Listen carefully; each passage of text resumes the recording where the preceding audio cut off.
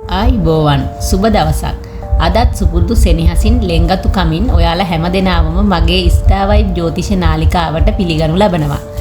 මම අද කතා කරන්න බලාපොරොත්තු වෙන්නේ ජූලි මාසයේ සිදුවෙන සුවිශේෂී ග්‍රහමාරු සහ ග්‍රහ දෘෂ්ටි සමග සිංහ ලග්නයේ හිමි ඔබට මේ මාසයේ කෙසේ බලපායිද යන්න. දැන් තිරයේ දිස්වන්නේ මේ මාසයේ සිංහ ලග්න හිමියන්ගේ ග්‍රහ ගෝචර ගමන. ඉතින් ඒ අනුව ඔබගේ ලග්නයේම කේතු ග්‍රහයා ගමන් කරන අතර 7 වැන්නේ රාහු ගමන් කරනවා. ඒ වගේම 8 වැන්නේ ශනි තැන්පත් වී සිටින අතර 10 වැන්නේ කුජ ග්‍රහයා බලවත් ගමනක යෙදෙනවා. 12 වැන්නේ ගුරු ග්‍රහයා උච්ච බලයෙන් සිකුරු සමග සංයෝග වී සිටිනවා. ඒ වගේම බුධ ග්‍රහයා ඔබගේ අයස්ථානයේ නියුක්ත ගමනක යෙදෙනවා. ඉතින් මේ තත්ත්වයන් සැලකිල්ලටගෙන මේ මාසයේ පුරාවට සිදුවන සුබ අසුබ බලපෑම අපි වෙන්වෙන්ව හඳුනා ගනිමු. අපි මුලින්ම බලමු සිංහ ලග්න හිමියන්ට සුබ බලපෑම කොහොමද කියලා. ඔබේ කර්මස්ථානයේ හෙවත් 10 වැන්නේ කුජ ග්‍රහයා බලවත්ව ගමන් කිරීම නිසා සිංහ ලග්න හිමියන් වන ඔබට ඉතාමත් හොඳ පිහිටීමක්. රැකියා ස්ථානයේ මෙතෙක් තිබූ බාධා සතුරු කරදර සියල්ල ඉවත් වී යනවා. ඔබ නව රැකියාවක් බලාපොරොත්තු වෙන සිටියා නම් මේ මාසය තුල උසස් රැකියා අවස්ථා උදා වීමට නියමිතයි.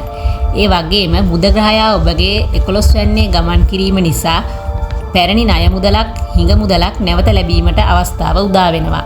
අනපේක්ෂිත ලෙස අතමිට සරුවන ආදායම් මාර්ග කිහිපයකින්ම මුදල් ලැබෙන වාසනාවන්ත මාසයක්.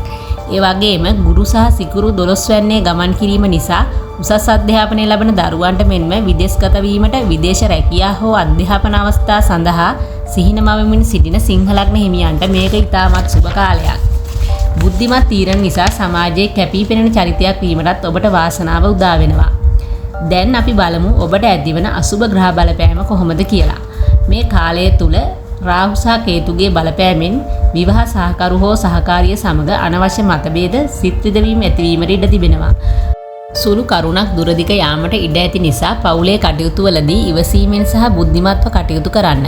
ප්‍රේම සම්බන්ධතාවල සැක සංකා මතුවීමටත් ඉඩ තිබෙන කාලයක්. ඒ වගේම හවුල්කරුවන් සමග කල්පනාකාරීව කටයුතු කිරීමට වග බලා ගන්න.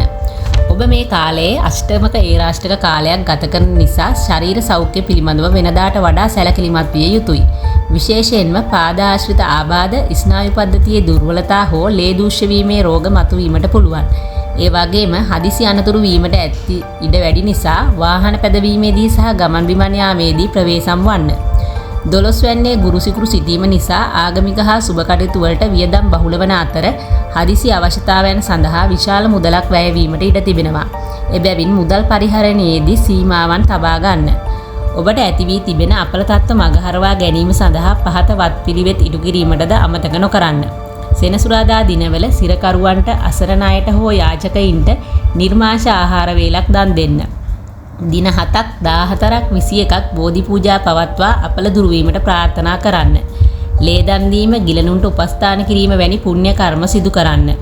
දිනපතා සූර්ය නමස්කාරය කිරීම තුළින් ඔබගේ ආත්ම ශක්තිය සහ ග්‍රහ බලය තවත් වැඩි කර ගැනීමට පුළුවන්.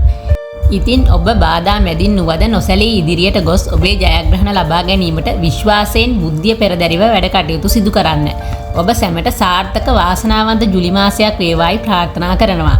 මෙවැනි වටිනා වීඩියෝ නැරඹීම සඳහා මාගේ channel එක subscribe කරන්න.